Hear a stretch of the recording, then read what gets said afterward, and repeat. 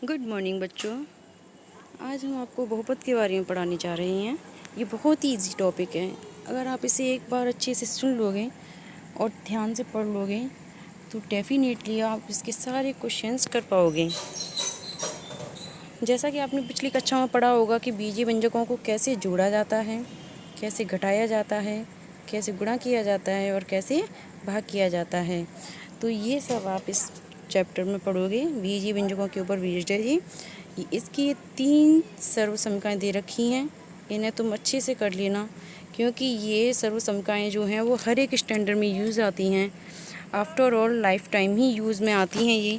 तो तुम्हें एक बार अच्छी बार कर लोगे इन सबको तो ये तुम्हारे लिए बहुत बेनिफिशियल हैं। अब देखो ये बहुपद क्या होते हैं। जैसा कि नाम से ही पता चल रहा है कि बहुपद यानी बहुत से पदों से मिलकर बना हुआ, यानी जब बहुत से पदों को जोड़ दिया जाता है, मिला दिया जाता है, वो क्या बन जाता है, बहुपद बन जाता है। ठीक है बच्चों। अब इसमें एक चर वाले बहुपद क्या होती हैं कि ऐसे बहुपद जिनमें सिर्फ और सिर्फ एक ही चर का यूज़ किया जाता है उसे क्या कहती हैं, एक चर वाले बहुपद कहती हैं। ठीक है बच्चों। इसके एग्जांपल्स लेके बता देती हूँ मैं तुम्हें कि एक चर वाले बहुपद कैसे होती हैं, इनकी पहचान कैसे की जाती है। जैसे कि ये वाला एग्जांपल है 2x। ठीक है, इसमें क्या है, एक ही चर का यूज किया है x का। अब ये देखो x³ minus x square plus 4x plus 7, इसमें क्या है, ये x³। ठीक है, ये x है, इसमें देखो एक्स स्क्वायर, ये भी x है, 4x इसमें भी x है, यानी इस पूरे बहुपद में x चर का यूज़ किया गया है। तो इसे भी हम एक चर वाला बहुपद कहेंगे।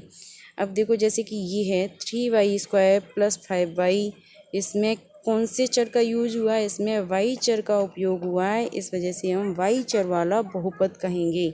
इसमें देखो t² प्लस 4, इसमें t है, वो है चर, तो ये क्या है, t में एक बहुपद है, ये चर t में एक बहुपद है। ठीक है बच्चों। तो इतना तुम्हें समझ में आ गया होगा कि बहुपद किसे कहते हैं। बहुत से पदों से मिलकर बना हुआ ही बहुपद कहा जाता है। बीजीय व्यंजक होता है, उसमें बहुत पदों को मिला दिया जाता है, उसे बहुपद कहते हैं।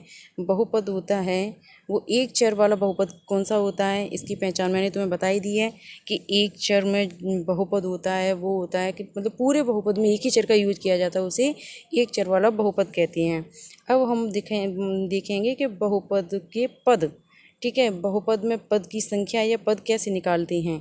जैसे ये वाला एग्जाम्पल ही ले लो तुम, x³ minus x square plus 4x plus 7। इसमें देखो बच्चों, एक तो ये x³ वाला पद, ठीक है, एक ये एक्स स्क्वायर वाला पद, इसमें एक ये 4x पद और एक ये 7।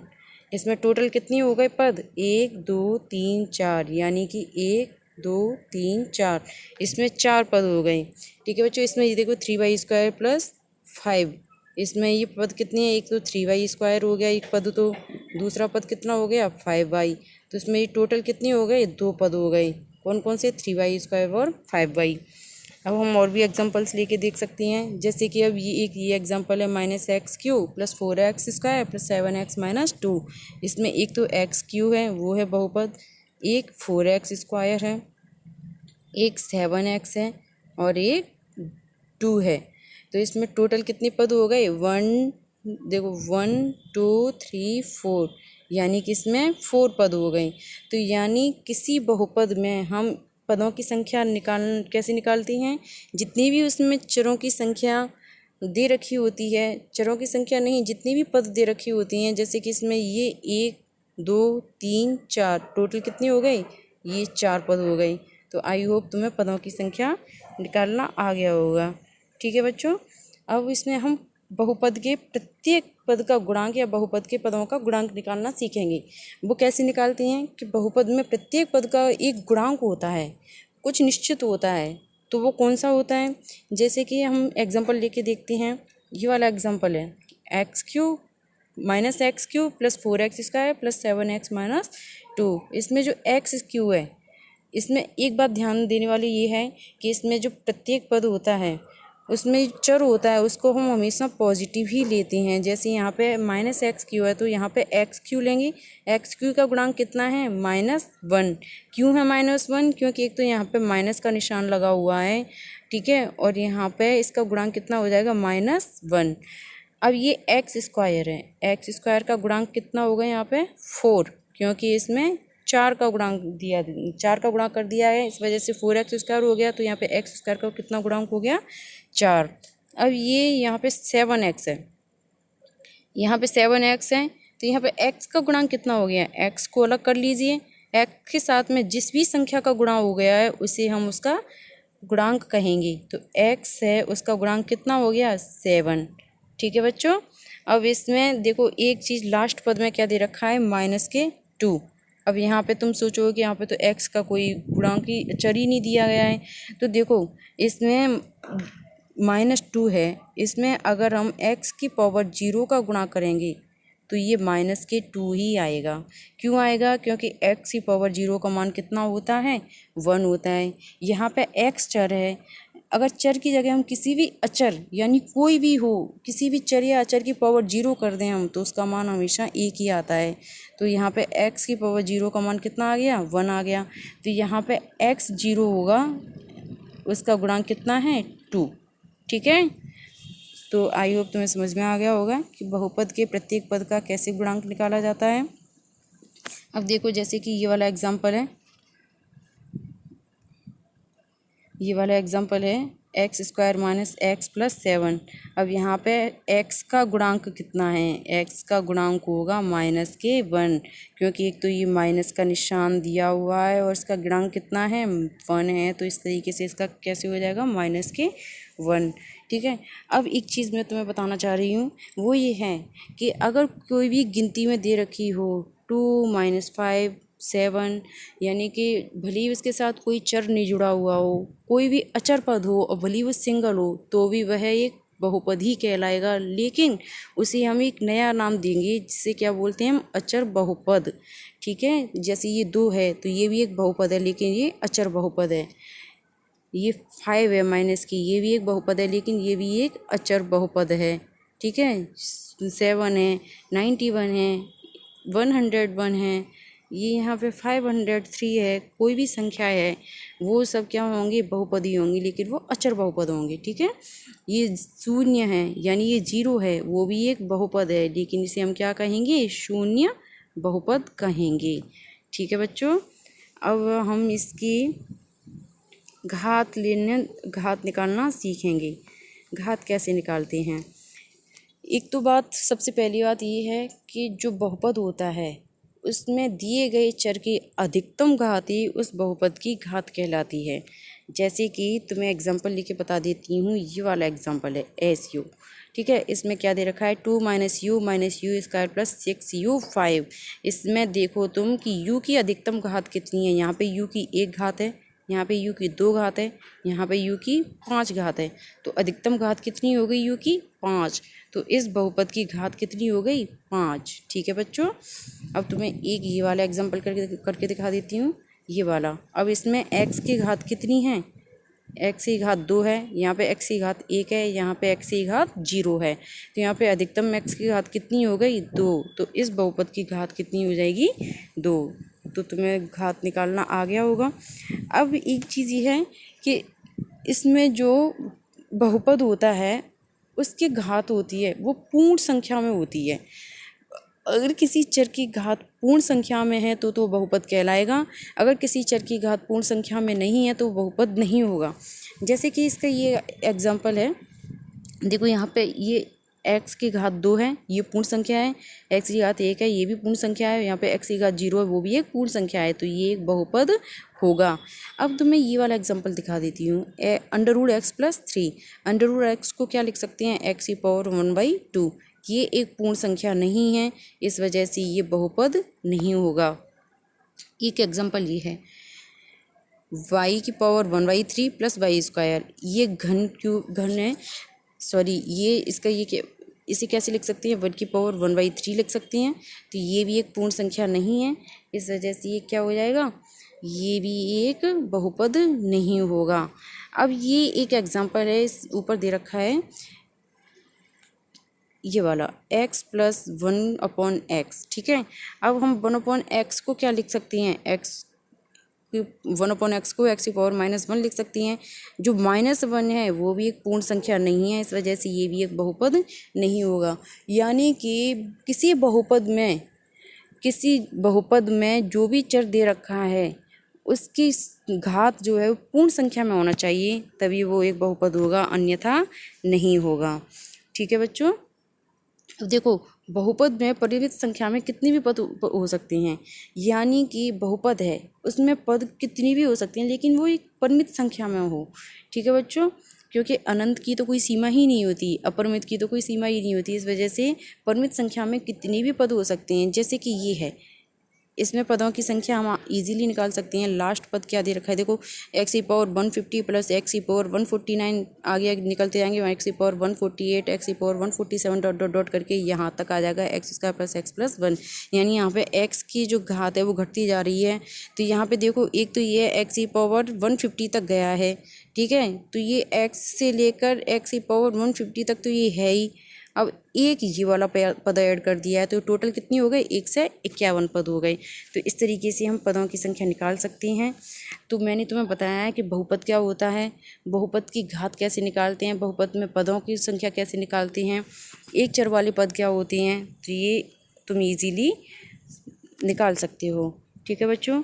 अब आगे हम देखेंगे कि किसी भी बहुपद में अगर उसके चर की घात 2 है तो वो द्विघाती कहलाएगा, अगर किसी चर की घात 3 है तो त्रिघाती कहलाएगा। ये आगे हम तुम्हें बताएंगे कि ये किस तरीके से होता है। देखो, इसमें ये दे रखा है, इसमें आगे आएगा ये वाला। देखो, इसमें ये है कि 2x² प्लस 5, इसमें x की घात कितनी है, 2 है, तो ये द्विघाती कहलाएगा। ठीक है बच्चों। आगे बहुत से ऐसे एग्जांपल्स आएंगे जिसमें x की घात 3 होगी तो वे त्रिघाती कहलाएंगे। जैसे कि ये वाला है, ये वाला 4x³ 2x³ प्लस 1, तो ये सब क्या है, इसमें x की घात कितनी है, 3 है, तो ये त्रिघाती कहलाएंगे। तो ये आई होप तुम्हें बहुत अच्छे से समझ में आ गया होगा। और मैंने तुम्हें बता ही दिया था कि इसकी घात कैसे निकालती हैं। ठीक है, जैसे कि ये वाला एग्जांपल है x5 - x4 प्लस 3, इसमें बहुपद की घात कितनी है, मैंने बताया था कि बहुपद में दिए गए चर की अधिकतम घात, इसमें अधिकतम घात देखो x⁻5 x⁻4 और यहाँ पे x⁻0, तो यहाँ पे अधिकतम घात कितनी है, x⁻5, तो यहाँ पे इसकी बहुपद की घात कितनी हो जाएगी, 5। ठीक है बच्चों। यहाँ पे ये वाला एग्जांपल है 2 - y² - y³ प्लस 2y8, यहाँ पे y की पावर कितनी है, 0, यहाँ पे y की पावर कितनी है, 2, यहाँ पे y की पावर कितनी है, 3, और यहाँ पे y की पावर 8। इन सब में सबसे ज़्यादा कौन सी है, 8, तो इसकी घात कितनी हो गई, 8। ठीक है बच्चों। तो आई होप तुम्हें ये बहुत अच्छे से समझ में आ गया होगा और ऑलमोस्ट हमारा पूरा ये सब हो चुका है। अब हम चलती हैं एक्सरसाइज की तरफ। हाँ, एक चीज़ और कि तुम्हें ये तो बता ही दिया है कि 2 घात वाला होता है वो द्विघाती होता है, 3 घात वाला होता है वो त्रिघाती होता है, और यदि n घात वाला हो तो हम उसे कैसे लिख सकती हैं, इस फॉर्म में लिख सकती हैं an x⁻n an-1 x⁻n-1 dot dot dot a1x plus a0। अगर यहाँ पे an-1 a1 0 इन सब का मान 0 हो जाए तो वह, क्योंकि अगर देखो a0 का मान 0 रखो, यहाँ पे a1 का मान 0 रखो, और यहाँ पे an का मान 0 रखो, an-1 का 0 रखो, तो इन सब का मान 0 रखने पर ये पूरा ही बहुपद 0 हो जाएगा, जिसे हम क्या कहेंगे, शून्य बहुपद कहेंगे। ठीक है बच्चों। अब हम इसके क्वेश्चंस की तरफ चलते हैं। देखो, एक चर वाला जो बहुपद होता है वो तो तुम्हें पता ही है कि उसमें पूरा जो बहुपद दे रखा है वो एक ही चर की फॉर्म में दे रखा होता है, x³ plus 4x² plus 3x plus 2, इस वाली फॉर्म में। अगर दो चर वाला बहुपद हो या 3 चरों वाला बहुपद हो तो उनकी पहचान देखो, ये रही x² plus y² plus xyz। इसमें कितने चर दे रखे हैं, एक तो चर x हो गया, एक चर y हो गया, और एक इसमें चर कौन सा दे रखा है, जेड हो गया। तो यानी इसमें 3 चर हो गए, तो ये 3 चरों वाला बहुपद हो गया। ठीक है। इसमें जैसे कि u³ प्लस v², इसमें u हो गया एक चर कौन सा हो गया, v हो गया, तो ये 2 चर वाला बहुपद हो गया। तो ये सब तुम्हें समझ में आ गया होगा। अब इसमें हम क्वेश्चंस करते हैं। इसमें दे रखा है पहला क्वेश्चन है कि निम्नलिखित व्यंजकों में कौन कौन एक चर में बहुपद हैं और कौन कौन नहीं है, कारण के साथ अपनी उत्तर दीजिए। तो इसमें कौन कौन एक चर में बहुपद हैं, मैंने तुम्हें बताया था कि एक चर में बहुपद कौन सा होता है, जो पूरा एक ही चर की फॉर्म में दे रखा होता है। यानी अगर x दे रखा है तो पूरे बहुपद में x का ही यूज होगा, जैसे कि 4x² - 3x + 7, इस पूरे बहुपद में x का यूज हुआ है, इस वजह से ये एक चर वाला बहुपद होगा। ठीक है, अब इस तरीके से तुम इनमें पहचान कर ही लोगे कि कौन सा बहुपद है एक चर वाला। अब ये वाला क्वेश्चन देखो तुम, इसमें कौन सा है, एक तो x बहुपद है, एक इसमें बाई चर है, एक x चर हो गया, एक y चर हो गया, एक t चर हो गया। तो ये 3 चर वाला बहुपद है, ना कि एक चर वाला। तो इसमें क्या पूछा है, एक चर में बहुपद है कौन कौन नहीं, तो ये वाला नहीं है, क्योंकि इसमें 3 चरों का यूज हुआ है, इस वजह से ये 3 चर वाला है, एक चर वाला नहीं। अब इसका दूसरा क्वेश्चन करते हैं। इसके जो बाकी क्वेश्चन बचे हैं उन्हें तुम घर पर करके देखना, अगर नहीं आए तो तुम मुझसे पूछना। अब ये दूसरा क्वेश्चन है, ठीक है। तो इसमें क्या है, x² का गुणांक। तो x² का गुणांक इसमें कितना है, 1। कितना है, 1। अब देखो इसमें कितना है x² का गुणांक, -1। ठीक है, इसमें देखो x², तो इसमें x² का गुणांक है ही नहीं, क्योंकि यहाँ पे x² गुणा 0। तो इसका कितना है x² का गुणांक, इसमें 0। कितना है इसमें, 0। ठीक है, अब इसमें ये वाला क्वेश्चन भी हो गया। अब ये तीसरा क्वेश्चन, 35 घात के द्विपद का, 35 घात के यानी ऐसा बहुपद जिसमें उसके चर की घात कितनी हो, 35, और कितने पद पूछिए इसमें, द्विपद यानी 2 पद। तो इसे हम कैसे लिख सकते हैं, x⁵ + 8। तो ये क्या हो गया, यानी इसमें एक पद तो ये हो गया, एक पद ये हो गया, द्विपद तो हो गया। अब इसमें 35 घात का पूछा है तो x की घात 35। तो इस तरीके से हमारा इसका आंसर क्या हो जाएगा, x⁵ + 8। 8 की जगह तुम कितना भी लिख सकते हो, 4 लिख दो, 3 लिख दो, 2 लिख दो। ठीक है बच्चों, अब इसमें नेक्स्ट पूछा है 100 घात के एक पदी का, 100 घात के एक पदी का, यानी इसमें एक तो 100 घात पूछा है कि कोई भी बहुपद हो उसमें उसके चर का कितने घात होनी चाहिए, 100, और एक इसमें पूछा है एक पद हो। तो इसमें नॉर्मली हम सिंपली ये लिख देंगे x⁴100, यही हमारा आंसर हो जाएगा। इसमें हम कुछ ऐड नहीं करेंगे, क्यों, क्योंकि इसमें एक पद पूछा है, एक पद हमारा हो चुका है। अब इसमें ये वाला क्वेश्चन, नेक्स्ट क्वेश्चन देखते हैं कि निम्नलिखित बहुपदों में से प्रत्येक बहुपद की संख्या घात लिखिए। इसमें देखो प्रत्येक बहुपद की, ये वाला बहुपद है उसमें इसके चर की अधिकतम घात कितनी है। देखो इसमें x की घात कितनी है, 3, इसमें x की घात कितनी है, 2, इसमें x की घात कितनी है, 1। अधिकतम कौन सी है इसमें, ये वाली अधिकतम है। तो इसमें घात कितनी हो गई इस बहुपद की, 3। ठीक है बच्चों, अब तुम ये करके देखना। ये लास्ट क्वेश्चन बताती हूँ ये वाला, कि ये जो है इसमें बहुपद की घात कितनी है। इसमें देखो x⁴0 है, ठीक है, तो यहाँ पे बहुपद की घात कितनी हो गई, 0। ठीक है बच्चों, अब देखो नेक्स्ट क्वेश्चन की तरफ चलती हैं। बताइए कि निम्नलिखित बहुपदों में कौन कौन बहुपद रैखिक हैं और कौन कौन द्विघाती हैं और कौन कौन त्रिघाती। जैसा कि हमें इस क्वेश्चन की लैंग्वेज से ही समझ में आ रहा है कि रैखिक, द्विघाती और त्रिघाती, यानी रैखिक का मतलब जिसकी घात 1 हो, द्विघाती का मतलब जिसकी घात 2 हो, और त्रिघाती का मतलब जिसकी घात 3 हो। अब इसमें देखो ये वाला क्वेश्चन है पहला, इसमें x² + x, इसमें x की घात 1 तो 2 दे रखी है, एक दे रखी है। इसमें अधिकतम कौन सी है, यानी बड़ी कौन सी है, ये वाली। तो इसकी ये कौन सा हो जाएगा, द्विघाती। ठीक है बच्चों, एक ये वाला क्वेश्चन देखो, इसमें x की घात कितनी है, ये वाली कितनी है, 1, और ये वाली कितनी है, 3। 1 और 3 में कौन सी बड़ी है, 3। तो यानी ये कौन सा हो गया, त्रिघाती। जो सबसे बड़ी घात होती है वो उसी घात का बहुपद कहलाता है।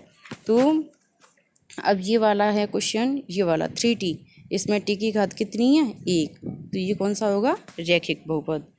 तो ये आई होप तुम्हें बहुत अच्छे से समझ में आ गया होगा। तुम इसके सारे क्वेश्चन घर पर करके देखना और तुम्हें अच्छे से समझ में आ जाएंगी, तुम खुद ब खुद कर लोगी। इतना टफ नहीं है ये वाला चैप्टर। अगर फिर भी तुम्हें समझ में नहीं आए तो तुम क्वेश्चन पूछना, अपनी प्रॉब्लम पूछना, हम सॉल्व करने के लिए यहाँ पर उपस्थित रहेंगे। ओके बच्चों, टाटा, बाय बाय।